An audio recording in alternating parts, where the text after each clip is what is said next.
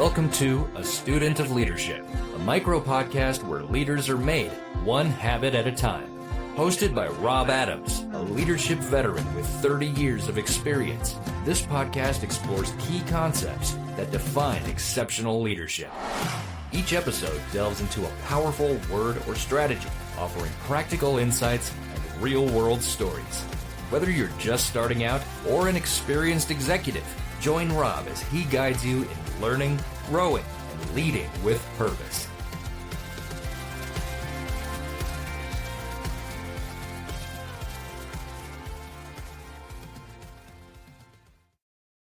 Hello, everyone, and welcome back to A Student of Leadership, powered by Unipro Food Service and our Leadership Development Program. I'm Robert Adams, and wherever you're leading from today, whether it's a warehouse aisle, a truck cab, an office chair, or you're walking through your team area, I want to remind you that leadership doesn't wait for a stage. It happens right where you are with the people right in front of you.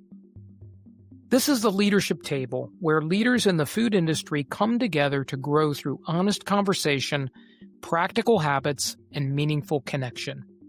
Food brings people together. Leadership keeps them together. Real leaders, real growth, and one table.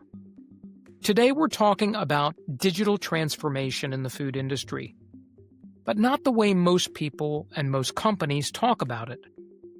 The industry is full of buzzwords, AI tools, ordering platforms, automation, and dashboards. And yet digital rollouts fail every single year, not because the technology didn't work, but because the people weren't brought with it. Technology doesn't disrupt an organization. Disconnection does. Now, I have a powerful example today, and it comes from Chick-fil-A that proves this exact point. When they introduced mobile ordering lanes, AI-assisted drive-through tech, and digital queue systems, they could have led with software features and operational metrics. But they didn't do that. Instead, Chairman Dan Cathy made a simple statement. We're not in the chicken business. We're in the people business. And they meant it.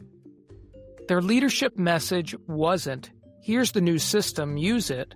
Their message was, here's a tool that gives you the time back to connect with the person in front of you. All about the customer experience. That small shift in language changed everything. Technology didn't become a burden. It became a support to their purpose. And because leadership framed the digital shift through the lens of people first, adoption followed naturally right after. Not because they forced it, but because people actually believed in it. It makes me ask the question we all need to sit with as leaders in our food service industry. When we introduce new tools, do our people hear the instructions or do they hear purpose? Do they feel pressure to catch up or do they feel invited to grow with us? I've learned this the hard way because people don't resist change. They resist feeling left behind during change. Now, research from Gallup shows that employees who believe digital tools were introduced to help them serve better, they're 4 times more likely to adopt them with full confidence. That's not technology statistics. That's a leadership tone statistic. So what does digital leadership actually look like in the real world of food service? It starts with leading with the why before the how. When rolling out something new, begin with meaning, not mechanics. Say to everyone, this tool is here to help us serve better and stay ahead together before ever explaining a button or a feature. Next, make learning safe. Let your team hear you say, I don't expect perfection, I expect participation. We'll figure it out together. And finally, recognize any early effort. Not mastery, effort. because confidence grows when effort is seen. So here's where your leadership move can take place this specific week. When you introduce or reinforce any new process, tool, or system, start with this sentence. This is designed to help us serve even better, and no one gets left behind at this table. That one declaration sets the culture, and the culture drives adoption more than any training session ever will.